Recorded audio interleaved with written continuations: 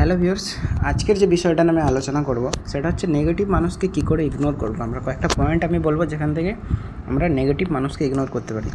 চলো তাহলে শুরু করা যাক। আচ্ছা, আপনার আশেপাশে কি এমন কেউ আছে যে সবসময় আপনাকে নিরুৎসাহিত করে? আপনি নতুন কিছু করতে গেলেই বলে তোমাকে দিয়ে এটা হবে না।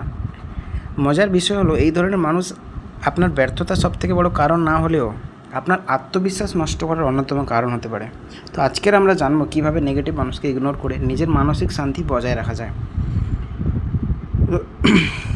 প্রথম যেটা বুঝবো সেটা হচ্ছে নেগেটিভ মানুষকে আমরা নেগেটিভ মানুষ আসলে কারা। নেগেটিভ মানুষ মানে যে খারাপ মানুষ নয়, অনেক সময় তারা নিজেদের ভয়, হতাশা বা ব্যর্থতা অন্যদের সাথে ছড়িয়ে দেয়।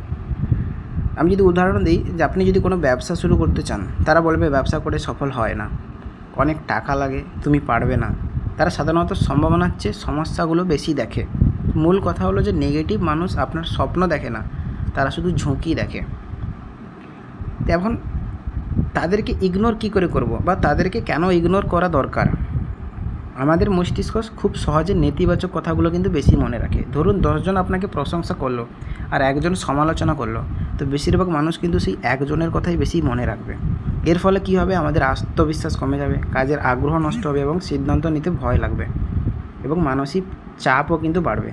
তাই নিজের মানসিক স্বাস্থ্যের জন্য হলেও কিছু মানুষকে আমাদের ইগনোর করা প্রয়োজন। তো নেগেটিভ মানুষকে ইগনোর করার 5টি কার্যকর উপায় আমি এখন বলবো, তো যেগুলো কিন্তু খুব ইম্পর্টেন্ট। তো 1 নম্বর সেটা হচ্ছে সব কথা ব্যক্তিগতভাবে না নেওয়া। অনেক সময় মানুষ তার নিজের হতাশা আপনার ওপর চাপিয়ে দেবে। যদি কেউ বলে তোমার ভিডিও কেউ দেখবে না, এর মানে এই নয় যে সত্যি কেউ দেখবে না। হতে পারে সে নিজেই কখনো চেষ্টা করেনি, তাই ব্যর্থ হয়েছে। তো তাই মনে রাখতে হবে আমাদের এটা যে তাদের মতামত আমার ভবিষ্যৎ নির্ধারণ করে না।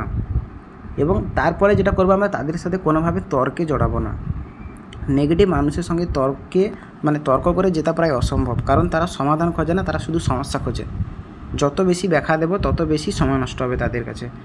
তো স্মার্ট পদ্ধতি হচ্ছে আমাদের কী করতে হবে, তাদের সাথে যখন সে আমাদের কিছু বোঝাতে চাইবে আমরা কী করবো, হাসবো এবং ঠিকভাবে কথা বলবো। ঠিক আছে, ওকে, বিষয়গুলো পরিবর্তন করতে হবে। মানে সব যুদ্ধেই আমাদের জয়ী হতে হবে এরকম কিছু না। নিজের লক্ষ্য নিয়ে আমাদের ব্যস্ত থাকতে হবে। সফল মানুষদের একটা বড় গুণ হলো তারা সবাইকে উত্তর দিতে ব্যস্ত থাকে না। যখন আপনার লক্ষ্য স্পষ্ট থাকবে তখন অন্যের নেতিবাচক কথা কিন্তু কম প্রভাব ফেলবে। উদাহরণ, যদি আমার লক্ষ্য হয় বা আপনাদের লক্ষ্য হয় যে ইউটিউবে একটা ভিডিও বানিয়ে সফল হওয়া, তাহলে তোমাকে দিয়ে সেটা হবে না। এইটা শোনার পরও যদি তুমি ভিডিও বানাও তবেই কিন্তু একদিন ফলাফল তোমার উত্তর দেবে। এবং একটা ভালো বাউন্ডারি আমাদের তৈরি করতে হবে। জীবনে সবাইকে সমান গুরুত্ব দিলে হবে না। যদি কেউ বারবার আপনার মানসিক শান্তি নষ্ট করে, তাহলে তার সঙ্গে সময় কমিয়ে দিতে হবে আমাদের। কী বলতে পারবো, কম কথা বলবো তাদের সাথে, অপ্রয়োজনীয় আলোচনাগুলো এড়িয়ে চলবো, সোশ্যাল মিডিয়াতে তাদেরকে মিউট কিংবা আনফলো করে দেবো। এটা অহংকার নয়, এটা একটা আত্মসম্মান। এবং 5 নম্বর উপায় হচ্ছে পজিটিভ মানুষের সাথে কথা বলা। এটা কিন্তু একদম ইম্পর্টেন্ট। মানে আপনার সাথে যদি বেশি সময় কাটান, মানে যাদের সাথে আপনি বেশি সময় কাটাবেন, ধীরে ধীরে কিন্তু তাদের মতো চিন্তাভাবনা আপনি করতে শুরু করবেন। তো এরকম একটা মানুষের সাথে আমাদের থাকতে হবে যে আমাদের উৎসাহ দেবে, নতুন কিছু শেখাবে এবং স্বপ্ন দেখতে সাহায্য করবে। তো একজন পজিটিভ মানুষ অনেক সময় 10 জন নেগেটিভ মানুষের প্রভাব কিন্তু মুছে দিতে পারে। একটা গুরুত্বপূর্ণ সত্য বলি তোমাদের, যে আজকের পৃথিবীতে সব মানুষকে কিন্তু খুশি করতে আমরা পারবো না। যত বড়ই হন না কেন, সমালোচনা হবেই।